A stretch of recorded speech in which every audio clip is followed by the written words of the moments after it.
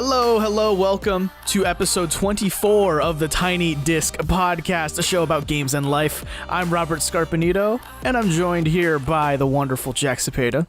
You're wonderful too, sir. Hello, everybody. How you doing out there in the interwebs? And the splendid Colin Sparling. Hey, you know if you subtract just 1 from 24, you get 23. Number 23, like that Jim Carrey movie. Guys, peel back the wallpaper, just 23 everywhere. Do we need to reboot you? Or are you okay? 23. Are you okay? Nah, Jim Carrey. How you doing, everybody? Jim Carrey. Yeah. I don't know. Some people think Jim Carrey's crazy now, but I think he's pretty sane. I think he's depressed. No, he is. That's a whole fiasco that's going on with him, man. But I digress. Mm-hmm. So I want to take you guys back. I want to take you guys back about it would be about 13, 14 years now. Oh boy. Okay. Where were you guys when the music game craze broke? DDR into Guitar Hero. Ooh. What was your involvement like? Because I know Guitar Hero, that IP was one of the most influential things on me growing up. It really was. I had already had a liking for rock and heavy rock music and heavy metal and things like that, but that only brought it to the forefront even more for me. So what about you guys? I want to know your perspective on this. So 2003, I was probably listening to Drowning Pool. Let the bodies hit the floor. Exactly, when they had their first original lead singer, right? Before he passed, unfortunately. But I was a big sucker for music game peripherals. Absolutely. I had a DDR plastic crap mat. I had Guitar Hero. I had multiple versions of Guitar Hero. I went there and I fell in deep. Yeah, I fell in pretty deep too, and it's even worse because like at all the arcades back home, right? DDR was everywhere, or some form of DDR, right? Yeah, Pump It Up, the Korean pop version. Yeah, so when who was it? Octane, right? Are those the guys? Those the Red guys Octane. that made Red Octane? When Red they were Octane, like, yeah. It's like DDR for your fingers. I was like, sign me up. Yeah, I'm down. Yeah, absolutely. I was so dumb. I was like, I'm going to actually learn how to play real guitar. Yeah, there are only Dude, who 5 does that? frets on a guitar, on a real one. Yeah, didn't you guys see that episode of South Park where they made fun of Guitar Hero? I love that episode so much. And Randy's like, check this out, guys. And he's playing Sweet Child of Mine on real guitar. And they're like, yeah, nobody cares about that. That's not cool. Who Yeah, cares? I love that kid who is like Buckethead, and he just like, check this out. And you just hear a bunch of clicking, and he's like playing the song. He's like, that was John the Fisherman Unplugged. Yeah. I love that episode, man. Yeah, God, it's a I love classic. that song too. Like that episode's like 10 years old, guys. That's crazy. Damn. I think the first Guitar Hero came out 05, 04, 05. Around that. Around there. Yeah. Because then Guitar Hero 2 came out sometime later, and that actually came out in the 360.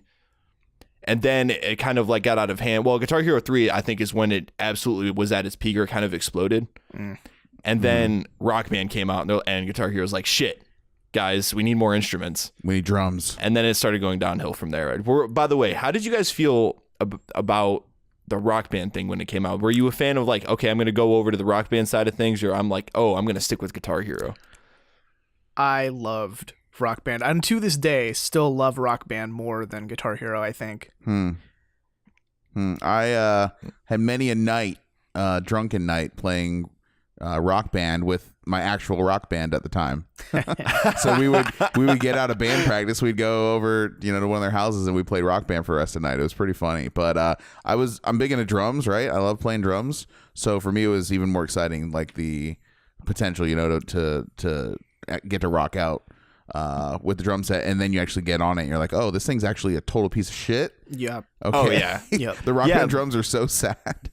But that's the thing. That's the cool part about actually the drums in particular, because I think it was the most transferable skill from the game into real life. If you're playing the highest difficulty, for sure, in drums, then you're just straight up playing a drum set. Yeah, because it's teaching you rhythm and like across the different limbs of your body. Whereas like with guitar, like you can't just say, okay, but where's the red fret, guys? Come on, I know that like to play Sweet Child of Mine, you start on the red fret. Where is yellow, white, blue, green? Yeah, Fuck. I mean, I think the only thing that the Guitar Hero guitar is going to get you good at is it's going to build up your finger strength and maybe get you good at strumming a little bit because, well, Sure, that's about it. I don't know.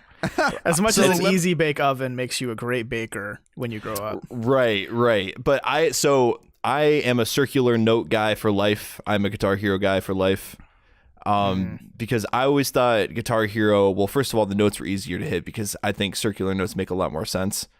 And secondly, I don't know, I've always liked the music selection in Guitar Hero a little bit better, because they tend to go more towards the rock and metal stuff, whereas Rock Band got a lot of pop songs and stuff, and Guitar Hero did follow suit after a while. They had like the Band Hero thing, Guitar Hero 5, a lot of pop songs. But the thought about it was that Guitar Hero is focused, right? It's a focused experience. Everyone has one instrument or maybe two, and they just want to put songs in there that are fun to play on guitar. But the theory with Rock Band was like, no, we need to make this a party game. We need to just have like party type songs that aren't necessarily guitar focused, but are just like a good time to sing along to as well as play. Like vocals were a big part of, what made Rock Band the experience it was. And I'm not exactly sure where you're going with this conversation, but I want to ask you guys, like, what year, if you can remember, did you actually end up giving up your plastic instruments and your rock star ambitions along with it? Oh.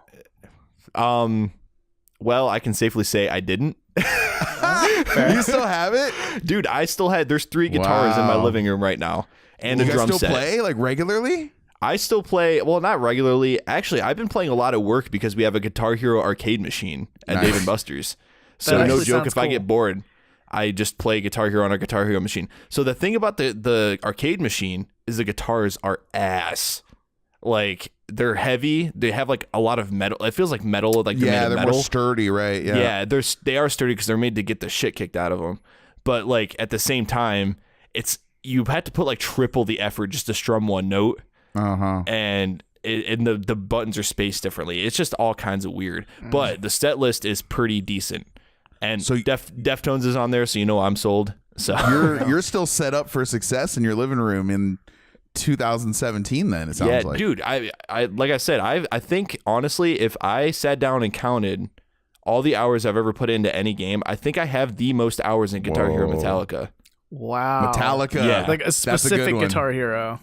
Yeah, like Guitar Hero Metallica, like, is the game I've most consistently played over the years. Like, it's the game that if I'm in the mood, I'm like, oh, I want to play Guitar Hero. I throw in Guitar Hero Metallica because Metallica is one of my favorite bands. It also has some of the heaviest songs in the series on there. Yeah, absolutely. That's your comfort food. So let me ask you, Robert, do you still have the plastic play toys? So I gave up the original ones back in like 2011 or 12, and then when Rock Band 4 came around, I was like, oh man, that sounds so fun to play now. Yeah. Unfortunately, it's kind of shite. Yeah. But I did buy into it back when it came out, so we do have plastic instruments again, and they're just as bad as they were before. And you have them right now set up. Yeah, they're set up in our living room closet space, so like we could pull them out right now and play if we wanted to, but we haven't in like 10 months maybe. So they're dusty then. Very.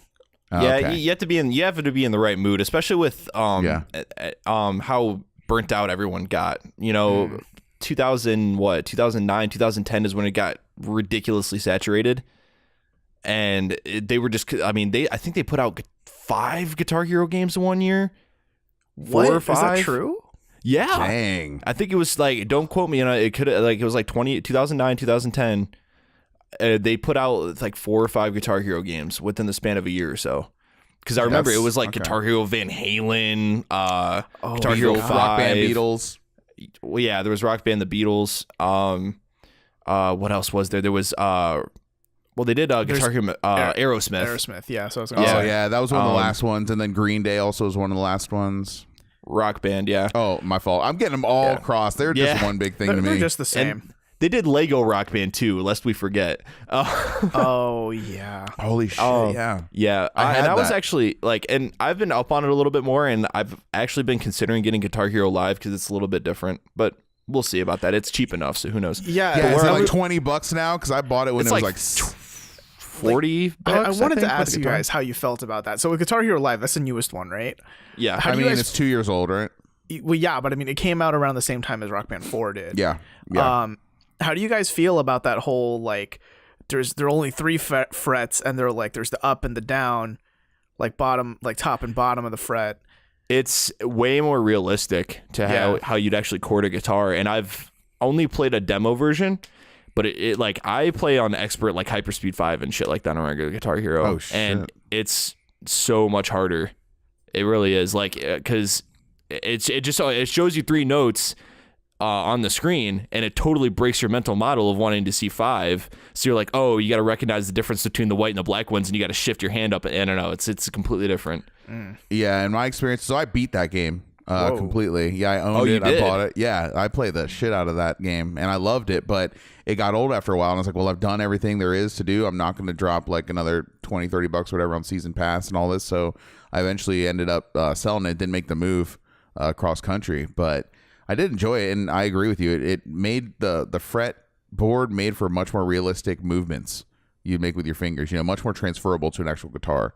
And I loved. I was introduced to a lot of new bands like through their kind of Rock Band station. They had a very interesting multiplayer mode where you just basically are like watching like TV. It's kind of like a TV network where they have a daily schedule and you get on whenever you want to, and they have different genres for different times a day, and then you're just playing along with other people and you're trying to get the best score in the room. There's like 30-40 people in there playing the same song with you at the same time. It's pretty cool. That's actually pretty neat. And I wish it would have did a little bit better, but I just think it was just the wrong time in the wrong place. The way they saturated the market back in the day, it just kind of killed it for a lot of people. And even now, like when Rock Band tried to make a triumphant return along with Guitar Hero, it just kind of fell flat. Yeah, it came and it went. They couldn't find a way to make that sustainable, but I did enjoy that game. I did. But I have a lot of memories of it. Right, but in conclusion, I think it was really formative to me and really cemented my idea of wanting to be in a band. And it was a huge influence on especially like the guitar player in my band, Christian. He it basically turned him into a guitar player. Like he wanted to play guitar basically because of Guitar Hero. And now he's, I don't know, almost to trying to get to virtuosic levels of guitar playing. I mean, he plays an 8-string guitar. He's a guitar nerd. Whoa. And it's really inspiring. And then our drummer he started out drumming in Rock Band, and it transferred over, and now he's an incredible prog drummer. That's crazy, man. Yeah. And you guys know Post Malone, right? Unfortunately. That's the hey, no, I'm just kidding. That's the influential, the influence behind him as well. That's how he got his start was in Rock Band, and then he became what he is now, like one of the biggest rappers in the world. Yeah, that's crazy.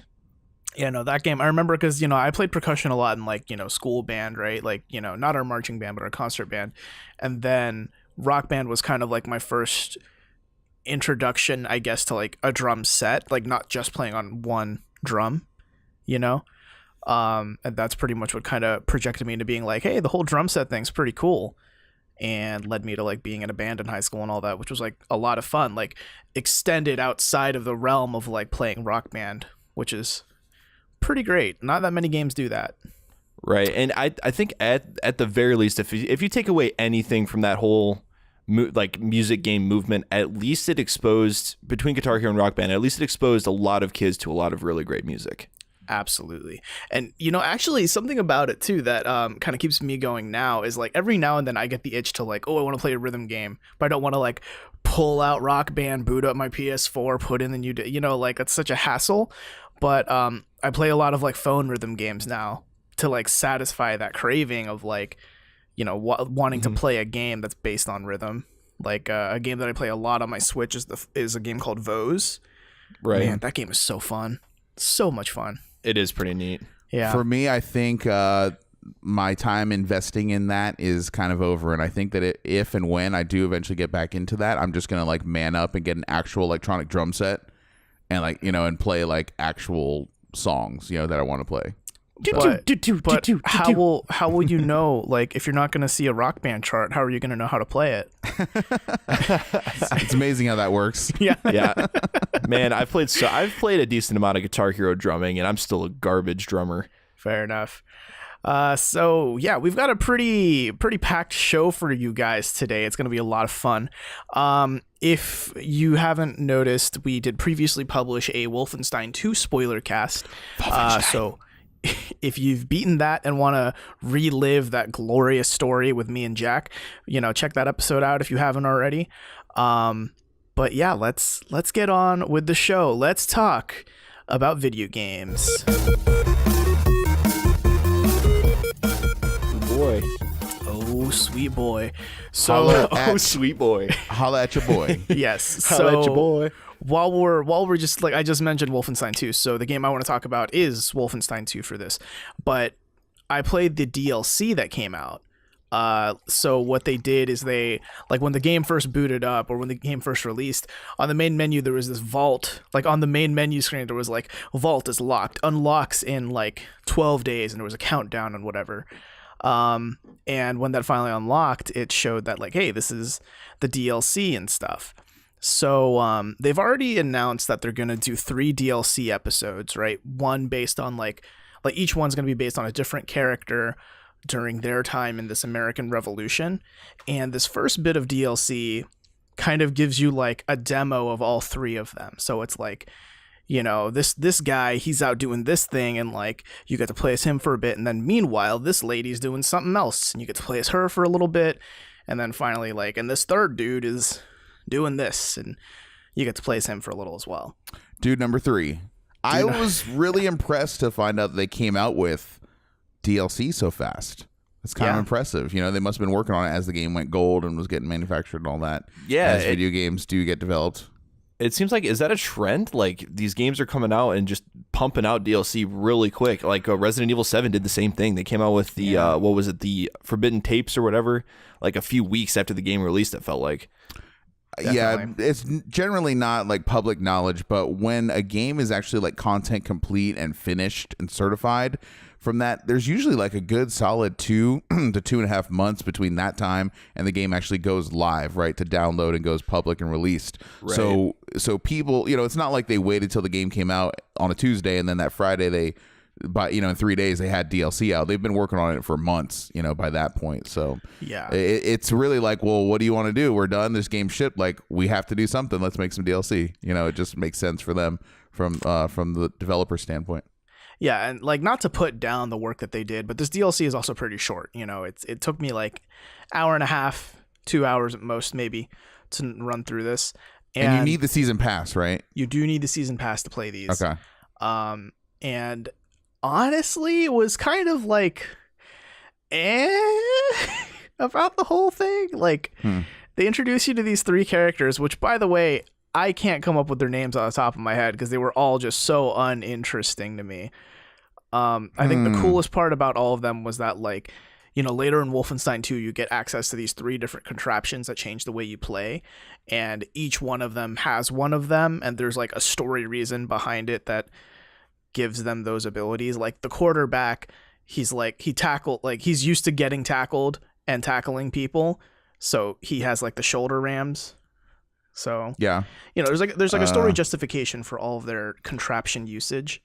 That's somewhat surprising to hear that you're less than enthused, because they're setting quite a high bar, as I understand, with the old blood in the original game. Like, their DLC has been on point and worth the money. So you're saying this is a little iffy here. Obviously, there's more to come, but as a first effort, it's not so crucial. It's more supplementary. Like, I think it'll get better once like we actually get to see the full stories of Football Man and Spy Lady and Football Man, Spy Lady, and Veteran Soldier Boy. Cause tell them. Yeah, because right now that's my names for them. I don't know enough or care enough about them. Whereas with BJ, right, like, I cared about his story arc. I cared about everything he had to do because it was all so compelling. Whereas these guys, it's like, you know, they're trying to fight the Nazis. That's cool. They all sound like characters that would make an appearance on, or like a guest appearance on an old Scooby-Doo cartoon. Yeah, kind of. Same thing. Yeah, I was totally thinking that. So let me ask you: I have it downloaded. I have it installed. Is it worth me even booting up? Should I just go play Wolfenstein 1? I think between that and Wolfenstein 1, play Wolfenstein 1 for sure. Wolfenstein. Yeah, but it's a good like preview of what's to come with the DLC. Like, I'm glad I at least did it so I know what to expect. I don't know if I'd say buy it right now if like you don't have the season pass right now. But it's all right. There's something missing about it, and maybe it's just because they didn't give enough time to like develop these characters. Because it's very like comic booky. Like they're trying to sell these guys as like comic book heroes, kind of interesting to them. Yeah, it kind of sounds like what's the word, like vignettes? Is that yeah. It's a lot. I like always that. fuck that word up. Like, is it vignette? I don't know. Yeah, Robert would know of the three of us. I believe it's vignette, but Okay. don't quote me on this. At least you're not saying vignette Yes. or vignetti. Or fillet mignon. I was about to say that. Yeah, could I have your finest filet mignon. mignon, please? Mignon. And lasagna. So something else in the vault that was also like, unfortunately, very disappointing. Is they had this like simulations or something like that, where basically you just get to play through parts of each level again, and it's like a score attack. So like, kill a Nazi, you get 400 points. Kill a bunch of Nazis in a row, like within a certain time, you get multipliers or whatever. And it's basically like a time attack, score attack, like run through each level, which like, that isn't that fun. Okay, you have unsold me on this. Yeah, I mean, because You completely ruined any enthusiasm I might have had for this. Yeah, it's fun for a while, but it's still like, okay, but at the end of this, I don't get any story, which unfortunately and fortunately is the strongest part of Wolfenstein 2. So without that carrot, why am I following the stick? Is basically it. Oh, and what's worse too is you don't get like your upgrades, like all the gun upgrades that you got in the campaign, all the like contraptions that you have on your body. You don't get any of those for these score attacks. So it's like you're just vanilla Blazkowicz. The gameplay is not why you come to that game. It's okay, Yeah, that was actually my next question too. So the gameplay isn't really compelling enough to play through like kind of a boring story. Well, even in the baseline, the base game, the gameplay is not the shining, but it's part still, of that game. It's still good. It's still pretty fun for a while. It's serviceable. But I tend to think the gameplay in like something, let's say like for Far Cry, for instance, is much better and much more compelling than Wolfenstein. But you can't dual wield shotguns in Far Cry, Jack. Yeah, that's true. Yeah. We'll see. So Far Cry 5, but yeah, you're going there for the story, and the gameplay is in service of it. So if this is just more gameplay shit, then whatever. Yeah, and here's the thing. Even though this stuff isn't necessarily worth your time, definitely still purchase Wolfenstein 2. Just the base game, the base story, that 10 hours that you're going to spend. Do not listen to Rob right now. This is a great game. Yeah, buy it. Thank you. Yeah, don't listen to me telling you it's a good game. No, yeah, it's a fan-fucking-tastic game. Absolutely. Like probably some of the best stories any video game has ever told in years. Ooh, yes. Probably. Well, I can tell you it's probably better than World War II story, as in Call of Duty World War II. Whoa. Yeah, so... Well, we know how this one ends. This is how the real World War II ended, as opposed to Wolfenstein. Yeah. Right, so I didn't actually beat Call of Duty's World War II's campaign, but I was able to go over to my friendly neighborhood Redbox, pick up the game, play it for a little bit, just because... the trailers intrigued me enough about the campaign to want to play it. And the reviews weren't saying the campaign was anything fantastic, but it's been a while since I played a first-person Shootie Pootie campaign, so why not? I have so many what questions. The kids call it? Yeah, I think so. Pootie Tang. So, yeah, so basically, I mean, Pootie Tang. Shootie Pootie Tang. Yeah, I replaced the disc with my... Shootie Tang, guys. Shootie Tang. Isn't that basically what Call of Duty is? Guys, we have a title. All right. So I swapped before I returned the game. I swapped out the disc for my copy of Pootie Tang. All right. So, Colin, I have to ask: did you save Private Ryan? I felt like it because I mean you're still storming, the Omaha beach on D-Day in Normandy. So, I mean, it's still the same thing. What's up? I have a question. Did you sip a tie on the Catatau? Excuse me? Okay, you've never seen the movie Pootie Tang. Okay, never mind. No. Sorry, I only know the Scary Movie 4 reference. Excuse me? Sadate. All right, I apologize to everyone. I'm sorry. Continue. Pray continue. I will say, I mean, so I never really played like Medal of Honor or any of that when I was younger. So, storming onto Omaha Beach and like hearing the gunfire and everyone's like, fuck, get the fuck down. I need a medic.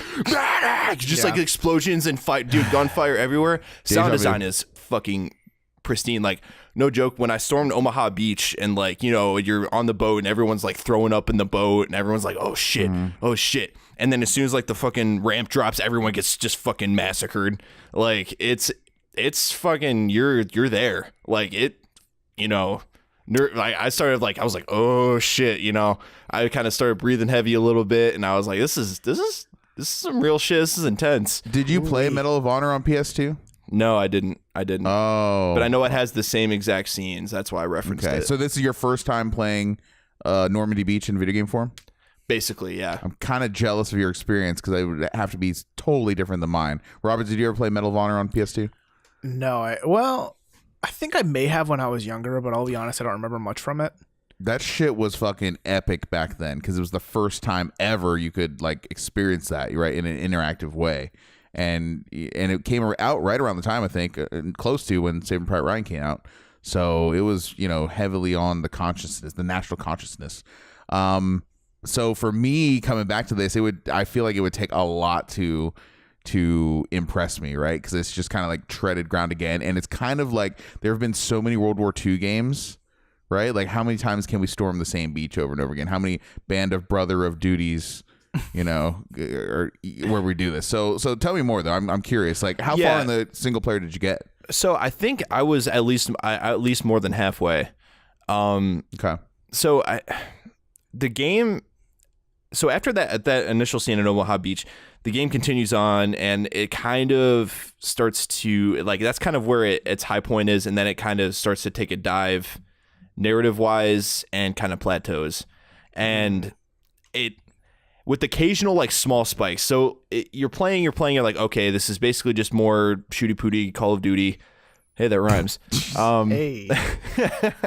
But I mean, some of the missions are pretty typical, like, okay, go into the trenches, kill all the Nazis, got it. And then there's like some espionage missions which are change it up quite a bit and make it pretty interesting. Like there's actually there's a particular mission where you play like this woman who's like breaking into this Nazi base and you're like undercover and shit. And you actually have to do like dialogue options. And so you change characters throughout. Yeah. So you do change so there's Daniels, which is like the main soldier guy, and then there's this woman who works for the British forces who's like basically doing more undercover stuff and trying to hit the Nazis, you know, where it hurts and blah blah blah. So there's really not much to talk about. There's a lot of really cool set pieces, like action set pieces, like exploding buildings. There's like the part with the train exploding and, you know, piling on top of each other. And it literally turns into the scene from the beginning of Uncharted 2, where you're like walking through the wreckage and, you know, there's random enemies for some reason still trying to kill you, even though everyone's mostly dead from the fiery wreckage. Hey, Nazis are resilient. Yeah, I guess so. But so are cockroaches. Hey. So are cockroaches. But basically what I took away from the game is like the game just did enough to keep me interested, but it wasn't really like I was really, you know, chomping at the bit to play more. I wasn't gripping the controller and like like were you like, oh man, I can't wait I have to see what happens next. There was actually I remember a certain point where I was like, I'm good. Like, I don't really know if I want to play anymore. Like I know how this war ends. I'm good. I get it. I'm you know, but then I was like, for the sake of I guess for the show and for the sake of just getting more into the game, just in case it has anything more to offer. I kept playing a little bit more, but beyond that, it wasn't really much. They were trying to, I remember they were trying to play this game off like they were trying to sell hard on like the narrative and like these characters were really filled out and had a lot to them, and you get attached. But they not really. They also had boots on the ground, didn't they? So I heard. Yeah, they did. Mm-hmm. They have boots on the ground, and they also had boots on the ground. Oh, and I remember them saying they also have boots on the ground. Yeah, it sounds like a really boots on the ground experience. It was very boots on the ground. Colin, literally and figuratively. Snap out of it, man. So remind me, who developed this game? So it was Sledgehammer Games. Obviously published by Activision Blizzard. What was it, like about 2 weeks ago when this game came out? Like this is kind of the first time we've talked about on the show, because after that the beta, Robert, you and I spent time in multiplayer. We spent enough time to figure out like, oh, this kind of sucks and these maps are kind of boring. To quote you, it's some Call of Duty ass. Call of Duty, right? Call of Duty, yeah. I mean, honestly, that's kind of describes the campaign too. And I will say, flame me in the comments all you want. I didn't actually play the multiplayer, but I mean, I know. God. Gasp. But I mean, I'm not my dad. I don't put in the game and just go straight to multiplayer. I'm not my dad. I'm not my dad. I learned it from you, Dad. Yeah, I don't want your life. But I mean, all in all, the campaign wasn't that satisfying. I jumped into zombies though. Yes, this I'm excited about because zombies is like the reason to play Call of Duty. And to me, I don't care at all about zombies. I like multiplayer more than anything. That's fair. So I didn't really feel too much of the negative aspects of the loot boxes because I mainly just played zombies by myself. So the zombies mode in this game, from my perspective, was pretty damn good. They did a lot of new, really cool stuff that keeps it interesting. Like they have new machines everywhere, like what was it? Juggernaut Cola. What was it? From the older games. Juggernaut Cola? Juggernaut, yeah, they had all those type of things, but of course they were under different names. They were like Splites and Blitz and like really German stuff. And so they sell, right, yeah, that. So they had all kinds of like power ups, and you could get like extra armor, and they had the typical guns everywhere. I didn't find like the random box though. I don't know if that's still a thing. What is that? Is it not a thing? I didn't find it. I didn't if it is there. But there has to be. Yeah. So they include 2 maps in the base game. So there's one called the Final Reich, which is like a big old zombie map. Like, there's several different areas you can open up. It's like the snowy little town square and somewhere in Germany. And you can open up like a riverside part, and there's like a part, of course you got to turn the power back on, but here's the thing, in this game you have to turn on like 3 or 4 different gas valves to actually turn the generator on to get the power on. So it's like this really long process. I couldn't even figure it out. I played through it I think 4 or 5 times, and I don't think I made much progress in figuring out how the hell everything works, even playing through it several times. Furthest I got was like wave 11 on that one. Noob. Yeah, I know. But here's the thing, there's all kinds of different enemy types they throw at you now.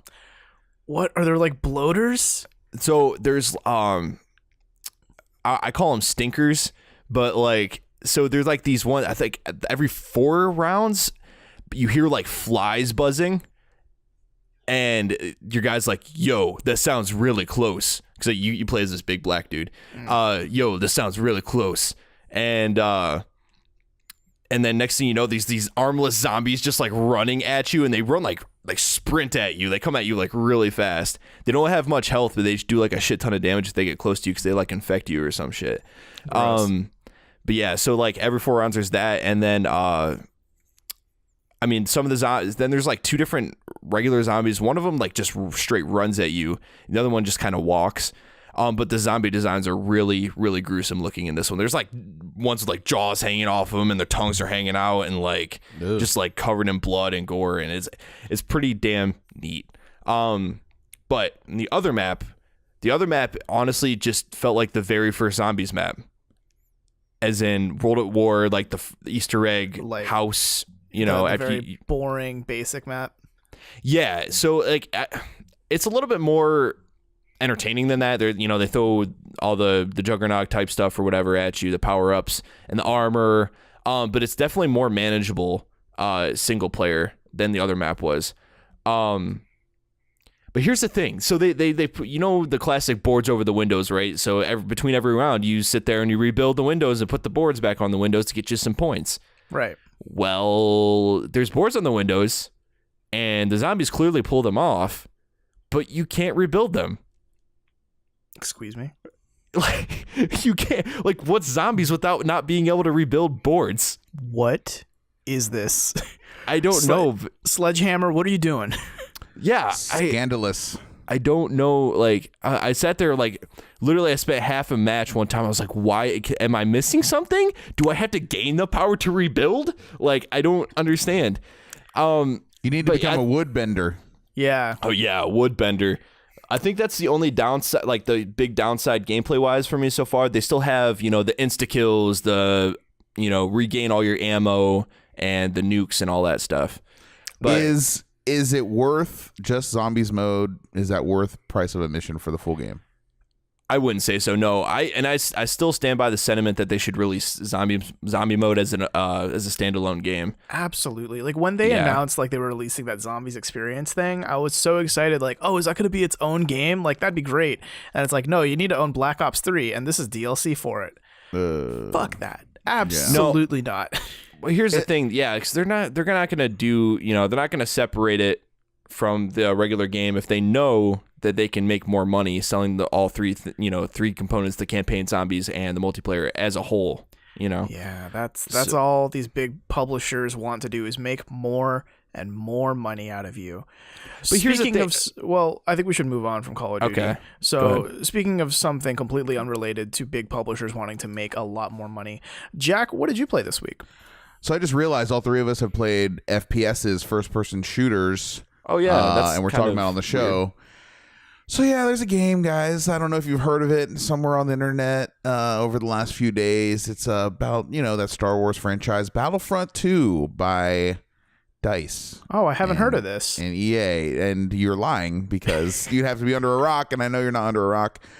But I have been playing that. I am getting the first 10 hours free. Right. I have not pre-ordered the game. I have not spent any money on the actual game, but being an EA Origin subscriber, I'm into that game, and man, does it look good. All right, I will just tell you right now, the game looks great. Oh yeah, I wanted to dine that, and I don't think anyone will really. Yeah, but it's I don't even know where I start. I mean, this kind of bleeds into news. Should I start with like what I played? Should I just go into? I don't know. Just go where your heart takes you. Okay. So I thought to myself, I try not to think too hard about games. I try not to, but I can't help it a lot of times. But I thought to myself when I'm playing multiplayer, I was like, I'm literally never going to get to unlock any of this shit. And I just thought to myself, I really did. I was like, if I buy this game, I'm never going to get to unlock anything. Am I okay with that? And I was like, maybe I just shouldn't buy this game, And I didn't really think anyone else, was thinking the same thing as I was. But then I went to Reddit.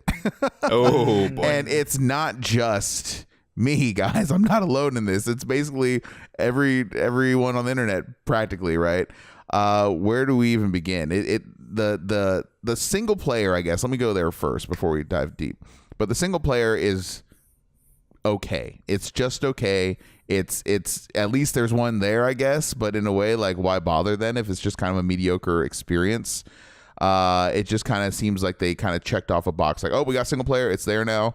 It's just fan service the game over and over and over again. They're just doing things like, hey, look, hey, there's Han Solo, hey, there's Luke, like, and it's just not. It just seems very pandering, right? It's a very shallow experience. This makes me hate the game so much right now. Yeah, because that's canon. The campaign, the story is canon. Shut up. So the story's not very good? No, it's not good. And you can only play the first 3 levels until the game actually comes out. And so, yeah, let me say real quick. Again, EA DICE is the developer. Electronic Arts, obviously, is publisher. This game officially comes out November 17th. And it's on PC, PlayStation 4, and Xbox. And you get to play it early if you pre-order, pay $80. You can play it right now.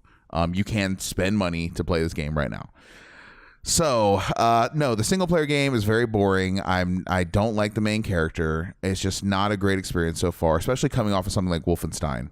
Like, wow, and to be fair, maybe that's not a fair comparison, but I mean, they are FPSs coming out in the, within weeks of each other. I mean, I would say it's fair because it's fucking Star Wars. Right. And Star Wars should, if anything, would have the advantage, right? Yeah, you would think. And also, like at E3, didn't they make like a huge deal? Like, yeah, we've got a story and it's fucking awesome. I know. Get excited. They made a big deal. It's not great, guys. And I don't have any, delusions that it's going to get better. So it's just kind of there. And what do you want to know? I don't know. Ask me. The multiplayer is it's just overall a very shallow experience. Okay. And well, go ahead. Yeah. Okay. So Jack, you and I played the beta together, right? Yeah. Am I missing anything? Like if I bought the game, would there be anything that surprised me, or am I just like, I get it? No, nothing will surprise you whatsoever. If you played the beta and you decide it's not for you, then fair enough, rough nuggets. But I will say the space battles, the flying battles, and those multiplayer modes are very well done. I think they kind of remind me of like Crimson Skies multiplayer. Like I don't have a lot of games. Yeah, I don't have a lot of games like aerial combat games multiplayer that are like this. This might be one of the best. But I can't sit here and say buy the game just for that. But you name dropping Crimson Skies though. That's a benchmark for me. For sure, dude. For sure. Yeah. I mean, you tell me what. I mean, besides like maybe War Thunder, or I can't even think of like many flying multiplayer combat team based games. And Robert, you played that with me. I thought that was the best part of the whole beta. Yeah, probably. But again, I can't sit there and say buy this game just for this one mode because, by the way, you're not going to unlock anything. And so we can go into that unless you guys have any other questions just about the base experience. But so is it at least better than the first one at all? It's more. It's just more. There's almost nothing different about it. Besides, the last one looked great too. The last one was a shallow experience, but there's just more. Like, oh, we need more ships. We need more heroes. We need more maps. Just take these sliders and slide them to the right. More. And that's all it is. It just sounds like they were like kind of banking on that single player to really push it. It was a huge differentiator for me. I was like, oh, they're single player now? I'm buying this day one. That's where I was coming from. And then I got to play a little bit. I was like, oh, this is not something I'm going to be at all compelled to follow and finish. And so they cut the rewards as well, too. They used to give you 20,000 credits. Now they give you 5. Yeah. So if there wasn't a campaign, like if they had announced like Battlefront 2, but there's still no campaign, but it's like more and better, would you have been as interested in the game? Like just more. See, to me, more doesn't mean better. Like what better means better. Yeah, the gameplay is exactly the same. And one thing that annoys me about the weapons is they look like extra. Someone took a bunch of extra camera parts and pasted them together, and that's a cool look, right? They have a certain aesthetic, but they're all like I can't remember the term, like projectile based, right? Not like hit scan guns, but they're like you have to wait for the laser to travel through the air. You have to lead your shots. Right, because lasers aren't light speed. They're super slow, right? Which is counterintuitive. A little bit, yeah. Yeah, but it's just not a great feeling game. It's one of the best sounding games I've ever heard in my life. Dead serious. It's one of the best looking games. It's just such a shallow experience. So if you just want to go in and turn your brain off for a little while, like have fun. Like kind of like Call of Duty multiplayer, right? Like don't think about too much, just go kill, and don't worry about it. But from someone coming from, I tend to like the deeper kind of multiplayer experiences. Not so much like Dota, but like, something more like Overwatch, something more strategic. This is just not that. And also let's not say that Dota 2 isn't strategic. It is. I didn't mean to say that. It is strategic, but I'm saying like it's too strategic is my point. Like I don't go that deep. I stick in the Goldilocks zone of strategy. But where was I going with this? I totally forgot. The beginning. There's like different classes, right? There's like a assault class, a heavy class, an officer class, and a specialist class, something like that. And the beginning weapons, unless you buy loot boxes and you put money into this and you upgrade them, it doesn't feel good to play. They're just very weak. They feel underpowered. Oh crap! I better go spend some money, go get some loot boxes so I can actually compete here in multiplayer. So with that, let's play the news music here, and let's kick over news. Let's move on to the news. Da da da da da da da da da da da da da. Thank you. Yes. Yeah. Okay. I've actually been waiting for this because I wanted to tear this game a fucking new one ever since I've read everything that happened in the last week. Dude, it's been a crazy week. It's hard to. I can't think of besides like Phil Fish. Was the last time I can think of. You guys know exactly what I'm saying. Total like career suicide, like professional and career suicide that has that has befallen a game. This Absolutely. is like it's crazy what's going on. And it's just a huge snowball over and over and over and over again. It's a saga, and it's an official PR crisis at this point. Yeah. So this all began. I mean, technically, this all began with the open beta and people criticizing the microtransaction system back then. And EA was like, all right, we hear you, so we're going to change things. But it's still going to be basically pay to win, but we're changing it. So that's good, right? We're listening to your feedback.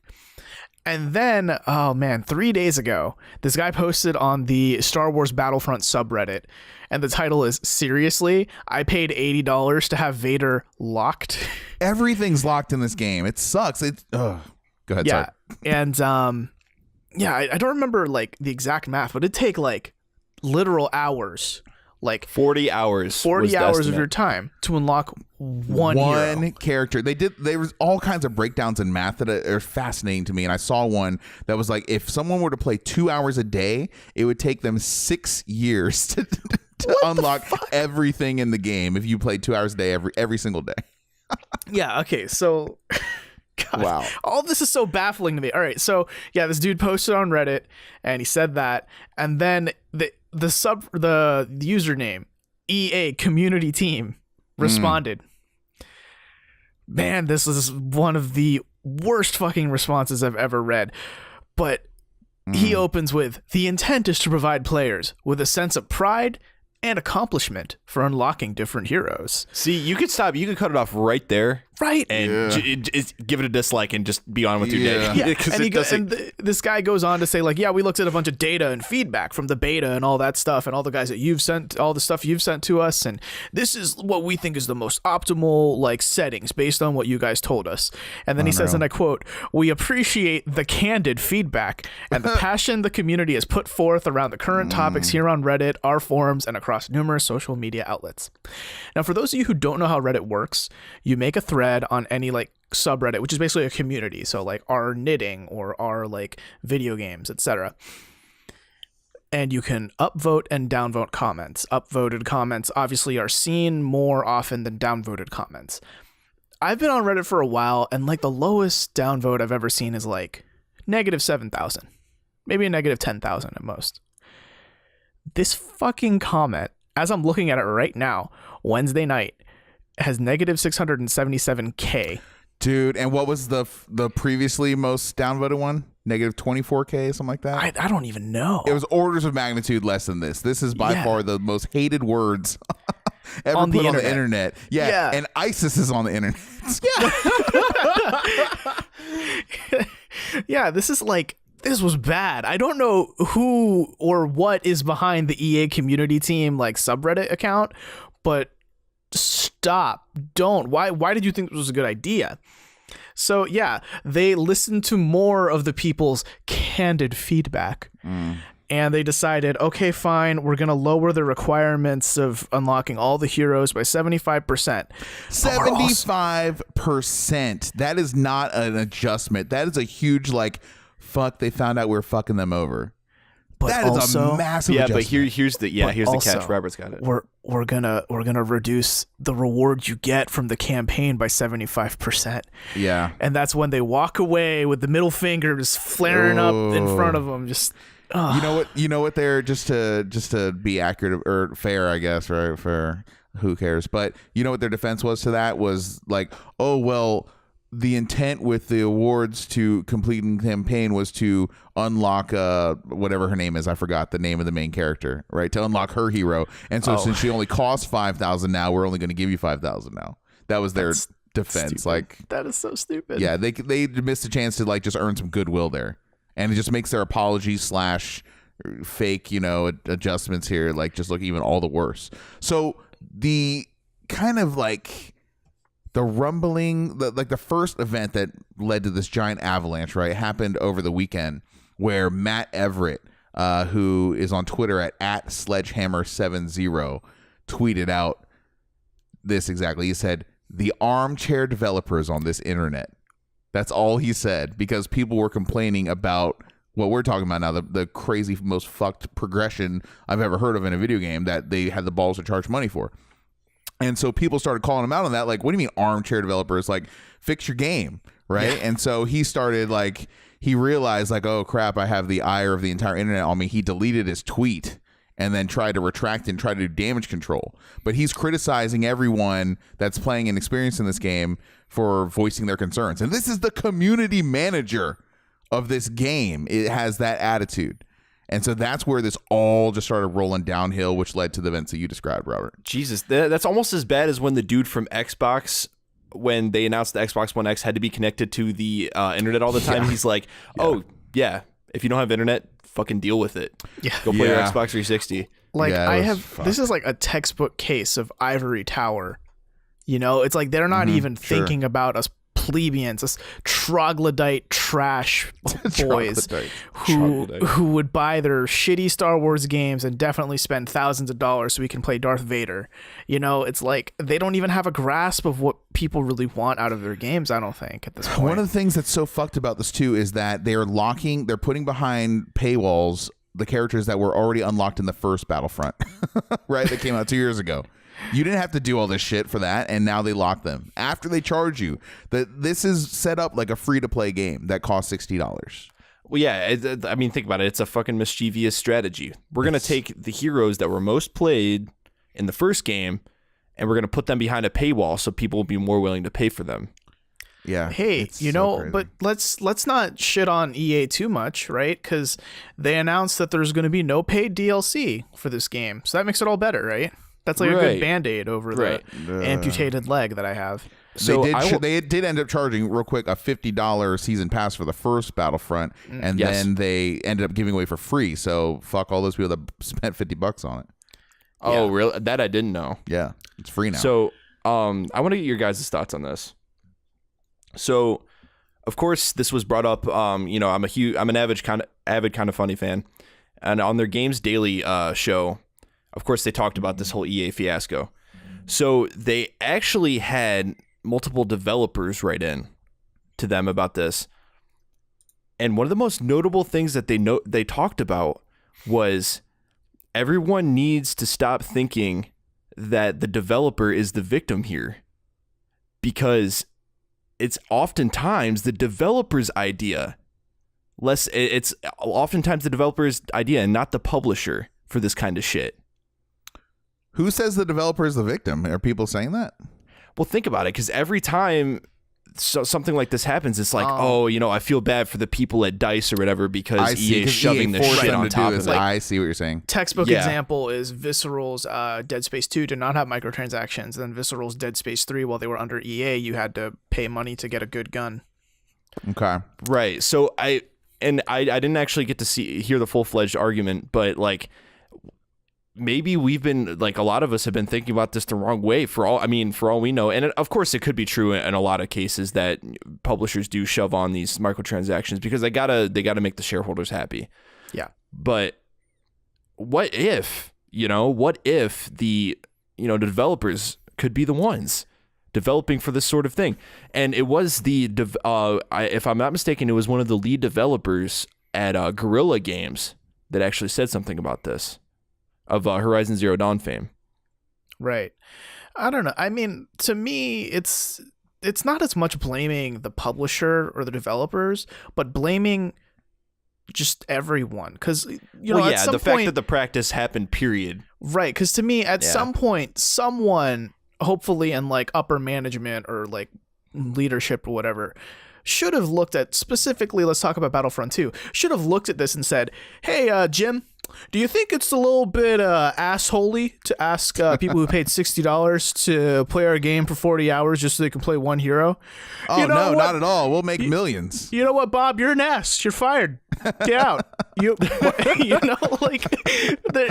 Like someone had to have spoken up at some point, and maybe some people did, but the fact that not enough of them spoke up to like make a game that isn't setting the internet on fire, it's just... It's tough to like care about who's the victim here, except for us consumers. I'm not ready to give EA a pass whatsoever here, and I want to read this kind of news here via USA Today. Yeah, that's right. CNBC was covering this. USA Today, fucking CNN, fucking Fox News. This made the mass media. This is how big a deal this is now at this point. Because, if it starts affecting stock price, which that remains to be seen if that does happen, but that's when, those kind of people pay attention. So let me read the story. So the inclusion of microtransactions means big money for video game publishers seeking to get more from each title. In the case of EA, the publisher reported more than $3 billion in digital net assets for the 2017 fiscal year, up 20% from last year and representing 61% of total revenue. That makes me sick. That's so disgusting, dude. It's in the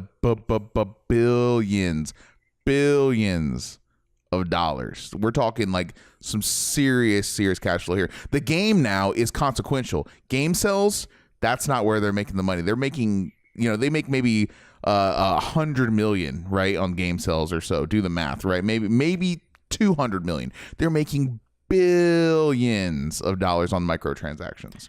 They are in the microtransaction business. They're not in the video game business anymore.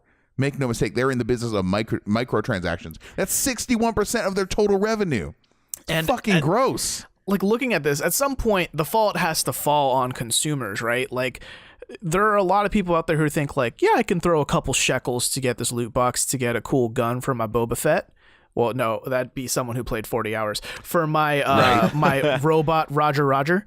It's like there are a lot of people who think like, yeah, it's all right to throw just a couple bits. And then there are, of course, the few who like literally shell out thousands of real dollars on one game. But you pay $10, you get one more Roger. Roger. Roger. $10, all it is, simple. Yeah, I mean, it's fucking disgusting. Like we talked about before, I think we were talking about NBA 2K or something like that. But it's again this whole idea that there's so many people out there that just do not give a shit enough to be informed about this, or just like are neglect being informed altogether about this type of stuff. And so they don't give a shit. They're like, oh, I got my Star Wars game. If I want to have a better Star Warsy game, I just got to throw a couple bucks at it. And it's like they're fucking preying on those people, dude. Right. And it brings up a larger discussion of like what microtransactions are fair. Like which ones are fair to buy and which ones are like stop supporting Satan. This one just seems predatory though, man. Mm-hmm. That's the evil behind this. It just seems like it's designed to, we're going to make you better. The game will be easier, more fun. You'll have actually access to things that other people won't have if you spend money. If you do not, good fucking luck. Right. Yeah. And this game, I mean, there's a bundle, right? There's a PS4 bundle. That stands to reason that there's some people, they're only buying systems for this game alone, and this is the only game they're going to play. There's some people like that this year, right? This is like with the fall of Call of Duty, right? This is the big FPS holiday release of 2017. Fair to say, So it's just so disgusting, and it's like there's no fucking way now I'm going to buy this game. I just can't in good conscience. Unless they change the stuff they have to change it's such a large undertaking. It's not something they can fix within a week or two. They're going to have to completely change the way the progression works. Like this is a project on the level of Diablo 3 taking away the real money auction house. Well, and they're also preying on the people that aren't even necessarily that are somewhat in the know but aren't even really keeping up with the news, because like as some dude explained it, like, okay, so they made like a huge PR release, right, about how they're cutting down the amount it costs to buy these heroes. And okay, that's all well and good, but like Robert said, like in a whispery voice, they kind of slid in there that they're completely decreasing the amount of credits you get from the campaign. They're also decreasing the frequency in which you get credits, period, throughout the game. There's actually aspects in the game that you previously got credits for that you're no longer going to get credits for in the final version of the game. Yeah, did you happen to know, Colin, that 3 of the studio heads did a AMA on Reddit today? Yeah, I heard about that. I didn't get to read about it though, so I'm guessing it went south quick. It's okay because you couldn't read their responses anyway. They were downvoted so fast and so just swiftly that they were just buried. You couldn't find the answer. Someone had to create an archive for the answers. Like someone had to made a comment on the thread to say, here's all their comments to the their response. Because every time they said anything, it just went straight to the bottom of the sea, dude. Was it anything worse than the original PR response? It wasn't anything great. It didn't appease anyone. It didn't make anything better. That AMA was as disastrous as everything EA's done in the past few months. Okay, that was the most fucked AMA I've ever seen.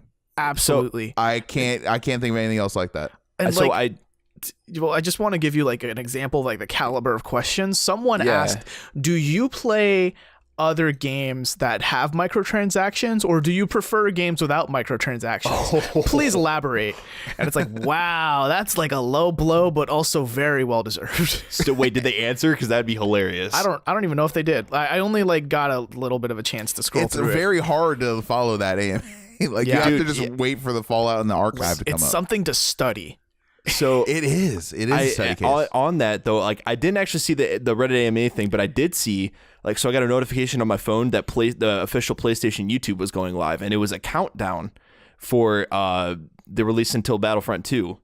And I was like, oh God, this is going to be good. So I went to the archived version of the live stream, and I just scrolled to the comment section. It was Hey, And Robert, do you want to talk real quick about that StarCraft 2 commercial that just came out yesterday? Yeah, I was gonna bring that up. So StarCraft 2, which is recently gone free to play, by the way. So if you're itching for a good RTS and you haven't played it, go play it.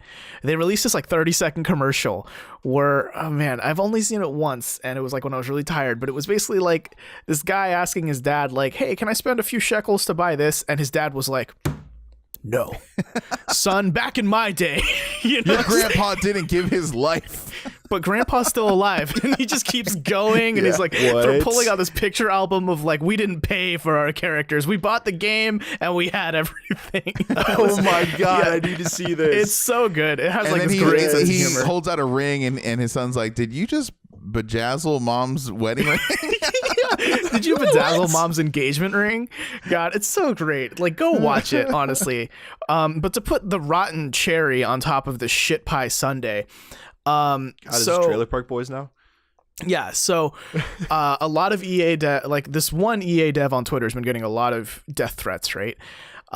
And then, Which is another crazy subject all on its own. So Jason Schreier of Kotaku, God bless his journalistic heart, he did some digging, and he found out that dude behind that Twitter account doesn't even work at EA, like at all. Wow. So people are faking death threats just because they're that desperate for attention because they found a news story that they could hook their horse on. Well, I wouldn't say necessarily that like those death threats are fake. I do think those death threats are legitimate because this guy's been his career is fake though. Yeah, he's been pretending to be an EA dev for the past 2 years and tweeted out something like, man, it's my 4-year anniversary at EA, when in 2015 he's like just started working at EA. Shut the fuck up. Oh man. Yeah. So it's more so this guy's fuck up of pretending to be an EA dev for whatever reason, and he like responds to people's tweets and are like, yeah, no, I've been working at EA for a while, and like I have this to say about whatever you're talking about. That's so sad, dude. Catfish are so weird, man. And just why? I don't know. I mean, like my takeaway from that is two things. One, don't send death threats to the people on the internet. Like no matter what they do, like that's just point number one. Rude. That's just a dig move, bro. Yeah, that's bad. Like don't death threat anyone, even in person too. This doesn't end at the internet. Don't do it in person either. It's bad. I mean, at the end of the day, it's just video games, guys. Like no one needs to die over a damn video game. And two, don't lie on the internet like, yeah, no, I work for EA, and I think like this is part of our game philosophy behind this game. Just don't. What? Just not a good look. Like, what does he really do? I have to know. What is his actual job? I don't know. Oh shit. He curls the fries at rallies. All right, so that's enough shitting on the video game industry, I think. Yes? I mean, dude, it's one of the most disappointing things to happen in a very long time. Yes, I was genuinely excited for this game, as you know from my musings on this podcast about it since E3, since we saw it, and I'm very disappointed. I'm very sad. I'm not going to spend money on this game until it would take probably a unrealistic amount of change to happen for it to be considerate. So that's absolutely. So let's move on to something else. The Keeleys have been announced. The Game Awards with Jeff Keighley. Joff Keighley. Yes. Hey, they were pretty great last year. I'm not gonna lie. I mean, there was a couple awkward moments, but they were pretty great. It was a cool show. I love the Doom live music. Was one of the highlights for me. I swear to God, that was one of the greatest things I'd ever seen at an award show. But guys, like I couldn't help it. It was live. I couldn't help but notice all the empty seats. I still think about it, and it's haunting me to this day. There were way too many empty seats in the audience. I hope they remedy that this year. I think this is just something that, like, because it's still in its formative years. Like, this is what, maybe the 3rd or 4th year? Dude, but it's a big, expensive show. They have a lot of corporate sponsorship, man. You know that's fair. fair. It's the Grammys, or not the Grammys, it's the Oscars of video games. Yeah, so what I want on the show, I don't want to, like, read all the nominees. If you want to check them out, you can go to thegameawards.com/awards. But what I wanted to bring to your attention here is the Game of the Year nominees. So you got The Legend of Zelda Breath of the Wild. Yes. Super Mario Odyssey. Yes. You've got Persona 5. You've got Horizon Zero Dawn. I agree with all those. And PlayerUnknown's Battlegrounds. Bring it. Let's do it. Is that game out? Is that game out? We played 50 hours of it. But is it out? This year. What is it out? What is out is my question. That's the lines are blurred so much now with early access and everything like that. It's a new world. It's a new dawn. Release dates are a lie. So are pants. Is that how the line goes? You know, PlayerUnknown himself, Mr. Brendan Green, is like, yeah, no, our game's good, but it's not Game of the Year. No, He's literally said that. I respect that. He's like, for sure. He's like, I guess we'll take it, but like, shouldn't it be Zelda or Mario this year? And I'm like, pretty good point. Yeah. Yeah.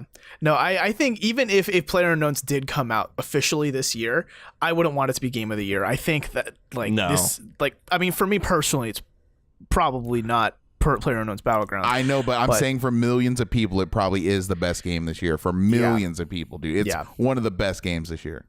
Yeah. The reason why it's there is it's because it's a huge phenomenon, right? Like it's fucking massive. You know what though? That's not even like doing it justice. It's the most successful video game of all time. It's like a bigger phenomenon than Dota and fucking League. Like it's bigger than all those games now. I don't know about League. League has like when I checked 5 years ago, it had 27 million players. Okay, maybe not League, but I'm telling you, it's one of the biggest. I'm just saying we shouldn't understate what it achieved this year. Oh no, I'm not going to take like anything away from it. But it's like, I mean, first of all, it's not even a finished game, and like, secondly, it's like it's an experience that was like, you know, basically a mod to begin with, and then like it moved over, and it's not even a completed game yet. So, and the guy that made the game doesn't even want it to be nominated. Like, but he can't tell you what to feel. No, true. You know what I mean? For me, what my criteria is when I look at these other games, right? Breath of the Wild, Super Mario, Persona 5, Horizon Zero Dawn, I didn't have to come up with workarounds to do basic stuff. You know what I mean? Like, I didn't need to have a running start to jump over a fence. I could just, like, do it as it was intended to function. I didn't need to wait for the car to come to an absolute complete 0 mile per hour stop before getting out so I don't die. You know, like Battlegrounds has a lot of like quirky little things that sure are like charming, but it's still like clearly this is a bug, clearly this is still in development, clearly this is like an experience that isn't completely done and completely tailored to you. Whereas like with Persona 5, I didn't need to like, okay, when I want to use the fire spell, I need to like double tap A on it or like scroll past it then scroll back up to it. You know, what I'm saying is like how incredible would that be though is if that was the case and you're playing like beta versions of these games, you're still like, oh well, I'm still gonna play this constantly nonstop. It's still going to be one of the most streamed video games on the internet, period, on Twitch and other channels as well. It's just a crazy phenomenon that no one could predict. So my kind of attitude towards this, all right, is that if you're able to exchange legal U.S. tender for a game in a calendar year, then you're allowed to give that game an award. That's my personal belief on that. This game it's probably peaked. I don't know. It's scary to say, but I don't think that there's a lot of people out there with the millions and millions that are playing it now. I don't think there's a lot of people like, oh, well, I'm going to wait till 1.0 because it's going to be the same price anyways, you know, like it's heyday. It's golden age is either right now or it's in front of us, you know, but it's not, I just think that it needs to be in the conversation. You know, I think it just does it a disservice and it's just kind of dishonest to say like, oh, we have to wait till 1.0. Yeah. And I mean, it is. I'm so conflicted about this internally, but like it's done a lot gameplay wise. Like it's completely like revolutionized multiplayer games in a way because it's basically created a new game mode that's probably going to be universal until the end of time. Well, it didn't create battle royales. To be fair, well, no, it didn't. Made it good. Yeah, it made it more accessible. It made it mainstream. Sort of, yeah. In a way. So I don't know. I'm conflicted about this, but another part of me is like, yeah, but it's like it's not a finished game yet, and it's just it's part of this huge phenomenon. I mean, like, if you're going by the fact that it's just had a whole shit ton of people playing it, then you could also argue that Pokemon Go was a fucking game of the year. You know? I mean, I don't know. Yeah, see, for me, I think PlayerUnknown's deserves, it doesn't deserve Game of the Year. I think it deserves a different award, like Trend of the Year, Phenomenon of the Year, you know? Breakout game or something. My argument with that, though, is that it's fine if it's not your personal Game of the Year, but I'm sitting here saying that I'm not going to tell anyone, like, you cannot make this Game of the Year. You cannot nominate this year because I think XYZ. That's my whole point. I'm not saying it's my Game of the Year. Maybe it is. I have to think about it a little bit more. But I'm saying I wouldn't sit there and tell somebody this. You cannot do this. Yeah, right. Game of the Year is pretty subjective. Literally every person has their Game of the Year. Every magazine, every news outlet has their Game of the Year. So I think there's going to be multiple outlets with PlayerUnknown as their Game of the Year. I think there will be. Possibly. Can I ask you guys something? Yeah. So do you guys think it's fair that when they do these Game of the Year nominations, that they put multiplayer and single player games in the same category? Like they put them against each other. Ooh, that's a deep pull. Like in Game of the Year? Yeah, Game of the Year. You should have you can have multiplayer Game of the Year. You can have that award, and those games can have, then fight it out there. But I think that when you're saying just standard Game of the Year, right, I think you have to throw everything in the bucket in there. Yeah, so I guess I think that's fair. When I think about it, right, is like Overwatch is probably multiplayer game of this year because it technically came out this year, right? Last year. No, it came out last year. Right? Yeah, so Overwatch would probably be multiplayer game of last year, but at the same time, it's like there were definitely good single player games as well that I think stand up to it. And I think it's a matter of just like what you have more fun with, right? Like if you're a multiplayer oriented person, Overwatch would probably be your game of the year, right? Whereas if you're more of a single player person, maybe Super Mario Odyssey is going to be your game of the year this year or something like that. So let's move on to other news because we have There's a lot. a lot, yeah. Okay. Rapid fire. Yeah, so you remember a couple weeks ago we talked about how GameStop was going to have that subscription service where you can pay like $60 up front, and then for the next 6 months you could rent out one used game and you could like do it as much as you want as long as you only have one game in your inventory. I thought that was such a crazy idea, and I thought it was like, oh, they're kind of desperate for cash grab now. So I was like, oh, they're definitely rolling this out ASAP. Yeah, Just and kidding. At the end of that 6 months, whatever game that you have in your hands, you keep. So it's like you're paying $60 for that game, but also like the ability to change what that game is over the course of 6 months, which is cool. JK. Yeah, someone ran said, the numbers. Turns out this isn't a good idea. Yeah. So they pulled back and said, never mind. And here's the thing. Apparently, it's quote over concerns with how the aging computer systems in the company's stores can handle and track checkouts. Are you shitting me? Like, what does that have to fucking do with anything? So it's an infrastructure issue? Yeah, I think it's literally like they don't have the infrastructure, digital or hardware, to like check in and check out all these. Like basically they're saying, libraries, how they figured shit out like in 1995 when digital shit started happening. We haven't figured that out yet, is what they're telling me. Dude, yeah, I see.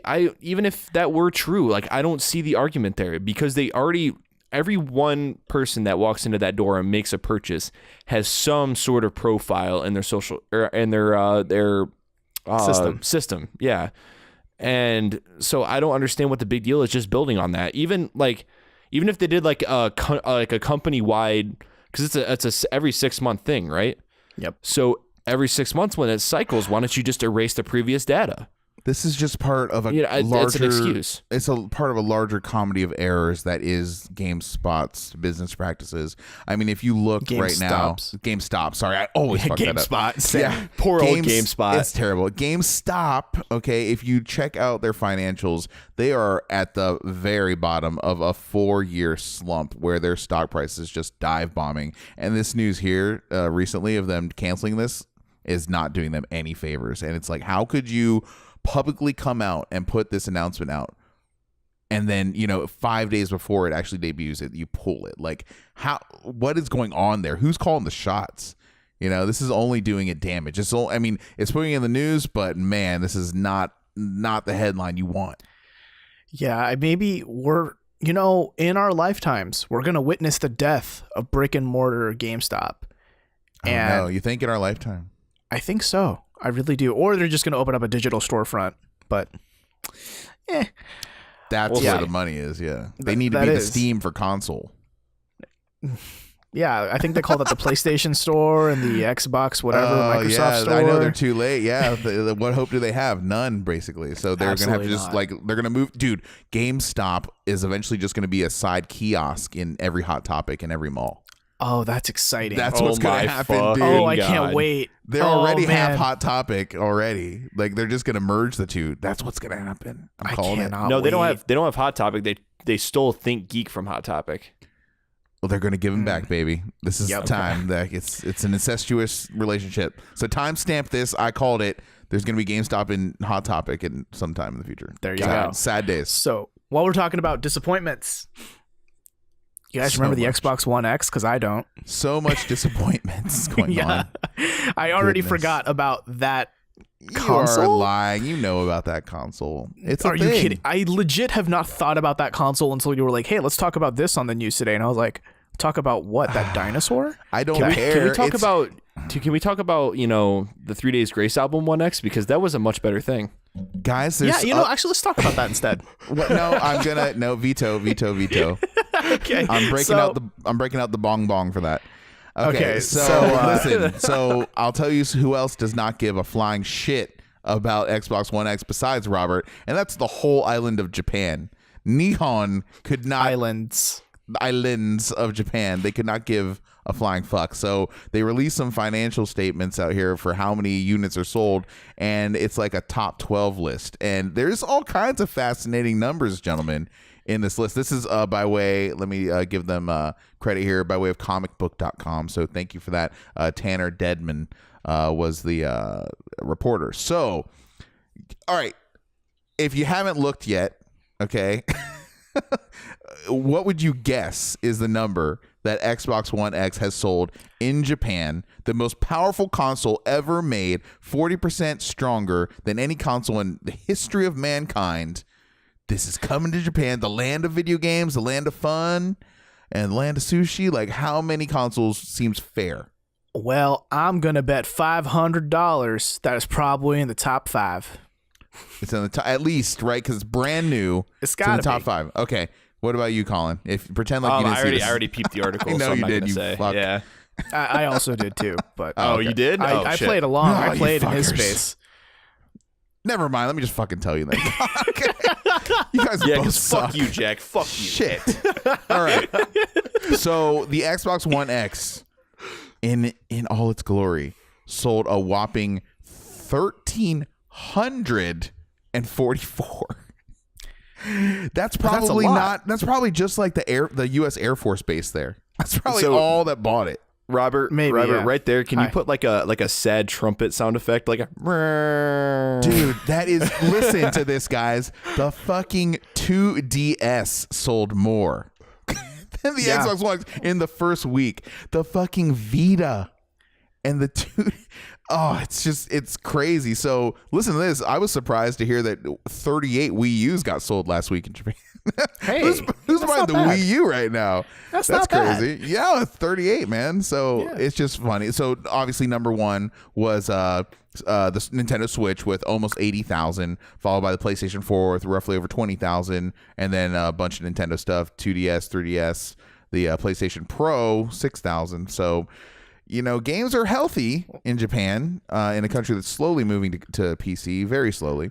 Well, so here's the thing. Historically, the Xbox has not been successful in Japan. It's never been able to break through. I'm surprised they even brought that many.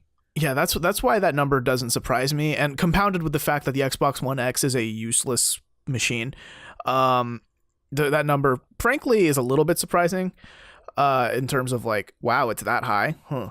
Yeah. But no, like Japan's console market, I mean, looking at this, it leans heavily toward handhelds. And historically, that's been true, right? Because like Japanese people use a lot of public transportation, like even out in the boonies, right? Like there's a lot more public transportation than you'd think. They're selling Vitas still. Yeah, so the whole idea of like on my commute to school, on my commute to work, like I can whip out my Switch and play a little bit of Mario or some shit. Mario, yeah. Mariah Carey. So Super Mario Odyssey.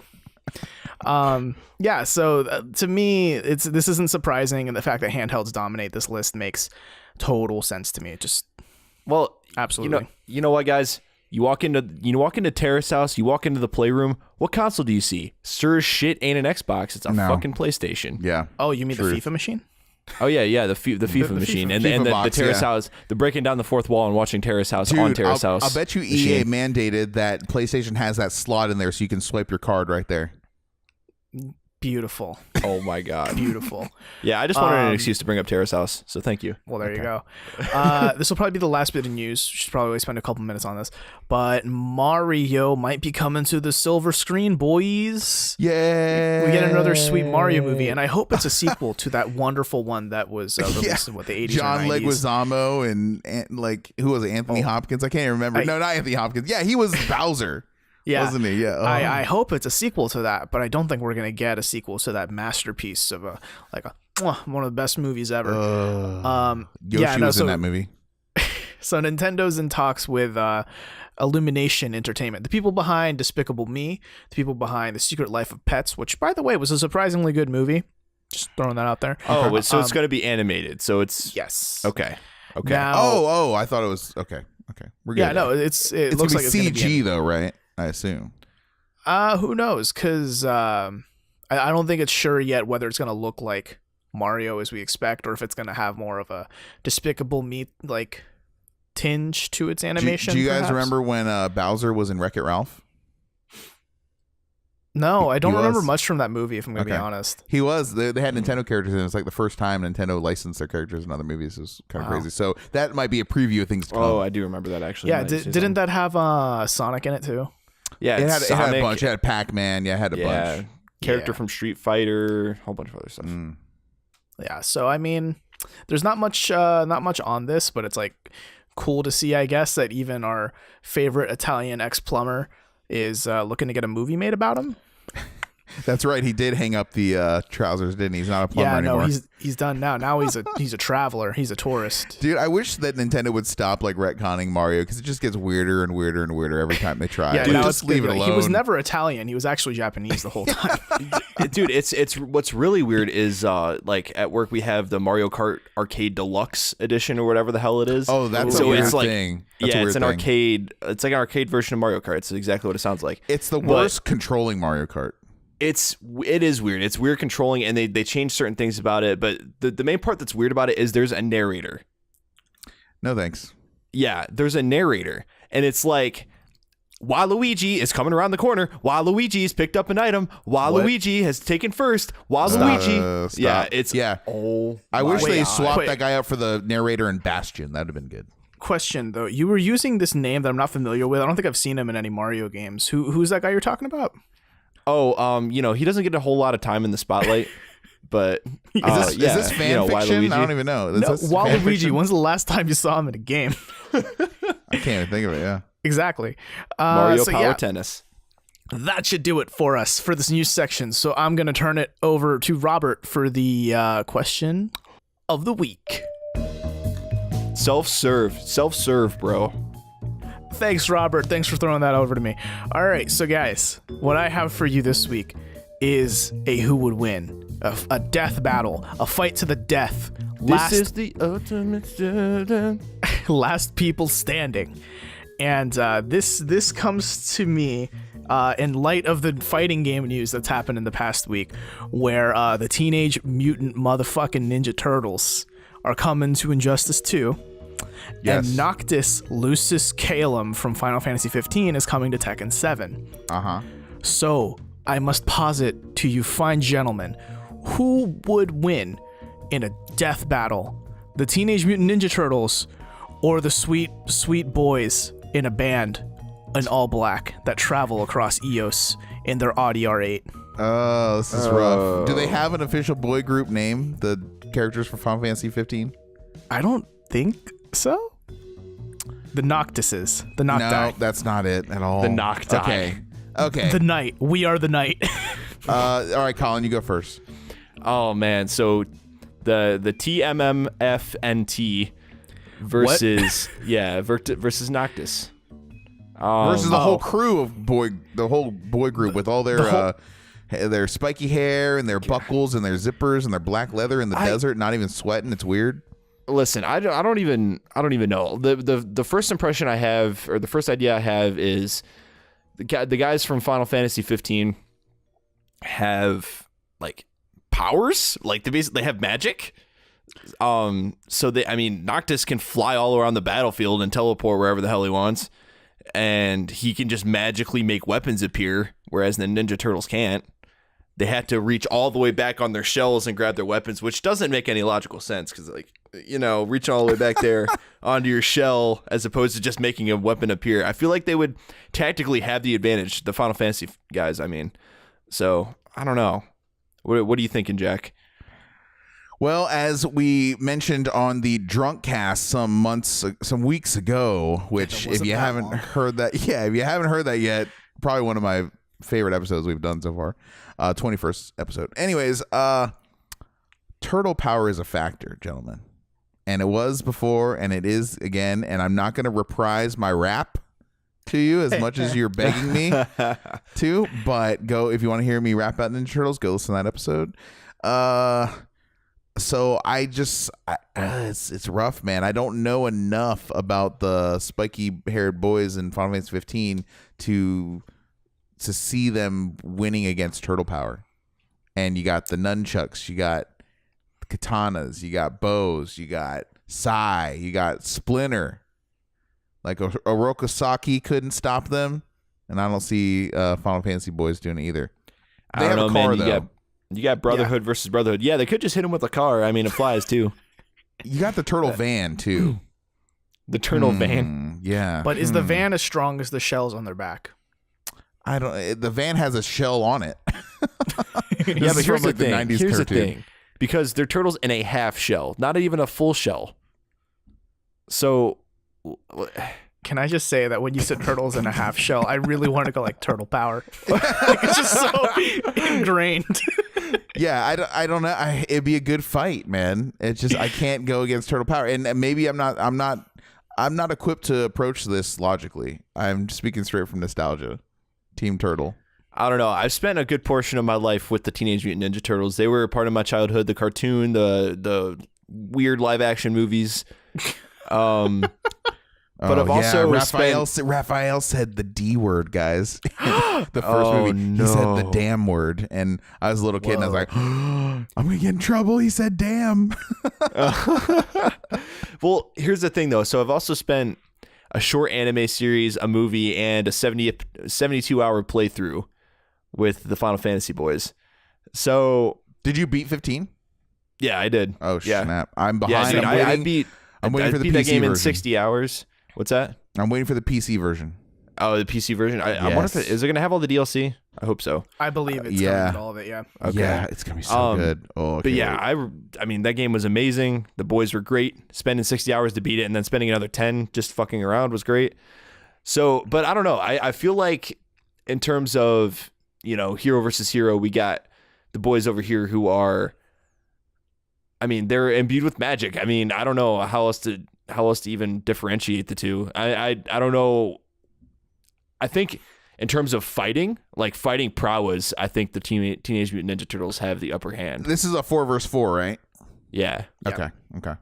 Yeah. So I do want to bring up that in terms of diet, right? As far as I'm aware, the Teenage Mutant Ninja Turtle boys, they consist, like their diet consists solely of pizza. Yes, like exclusively. just pizza. With crazy shit on the pizza, though. But it's still like a pie of grease and cheese. Yeah, but they're strong, though. Right. Whereas the sweet boys, they have a sweet cook boy who helps them out and gives them fine, delicious meals, sometimes with cup ramen, which is the best food, by the way. The food in Final Fantasy 15 is probably the best looking food I've ever seen in a video game. They spent 100% meticulous hours perfecting the way the food looks. It's delicious. Dude, I mean, right. It's just like anything from Japan pretty much ever. Like anime, movies, like the food always looks good. Yeah, this ain't Top Chef, Robert. This is fucking... But I have a point, but I will also say Shokugeki no Soma, watch that anime. The food porn is miraculous. No, so my point here is that the boys have more fiber in their diet. They have more protein. They have a more balanced diet. That they're set. They're good to go. You know, whereas the Teenage Mutant Ninja Boys, like at some point, the grease is going to clog up their shells. What a weak argument. Oh my God. But I'm going turtles. That's it. Final answer. Boom. It's done. They have fucking ninjutsu. What more do I have to say to you? Have you seen Endgame Noctis? He's got ninjutsu. I think I'm going to go with the... You just have to cast like fucking stun on them and they're fucking done, dude. Yeah, but bro, you get like the, what is it, like the times 10 Faraga spell or whatever the shit is called. I don't even remember. It's been a long time since I played it. Yeah, and it's ridiculous. I mean, well, okay, we're also, lest we forget, Noctis can also summon giant motherfuckers. Oh yeah, I forgot about that. Yeah, motherfucker roll in there with his staff and shit and just cast lightning over the entire battlefield and kill everything in sight. So the fucking turtles took down the Technodrome. Fuck that bullshit. I don't know. I'm rolling FFXV, boys. I had to think about that for a second. It's wrong. Sorry. It's wrong. Yeah. Do I have to be the tiebreaker? Is that how these work? Sure. No, we already know what you're gonna say. Right. You were so annoyed. Yeah, I know. The Audi R8 wins for sure. Okay, yeah. fine. Oh yeah. All right. Absolutely. I tried Donatello. There you go. That should do it for us here at the Tiny Disc Podcast. So if you have any answers you'd like to give us about that, who would win, or if you want to send us a question or anything, or comments, concerns, etc., you can email us at tinydiscpodcast@gmail.com. You can also go to tinydisc.com to see all of our podcast episodes. You can subscribe to us there with our RSS feed. You can follow that link to get to our social media accounts and follow us on Twitter, Facebook, etc. It's a lot of fun. If you enjoyed this episode or any of our previous episodes, please consider giving us an iTunes review. It'd really help us out a lot, and we'd really, really appreciate it. And also tell a friend. You know, just you're at the bar and you're like talking about video games. And you're like, hey, I know this really good video game podcast called Giant Bomb, but then also listen to Tiny Disc. It's really good too. They can both be good. Yeah. So that does it for us, I think. Where can we find you guys on the internet? Colin Amano, aka at @booboo__55 on Twitter. At JACCEPEDA, Mr. Cepeda, if yo nasty. Can I just say that, of course, when you first started saying that, I was laughing a lot. But getting on Twitter today and seeing that you actually changed your screen name to Mr. Cepeda space in one word, if yo nasty. No, wait, well, I didn't see this. I'm so upset. Yeah, I had to reflect, the reality. Yeah, it's all about branding. So go read that in writing. Go to his Twitter account. You can also find me it's worth it. Yeah, you can find me at Pinoptimist, PINOPTIMIST. Thank you so much for listening to the Tiny Disc Podcast. Yes. And we'll see you next Thursday. Bong bong.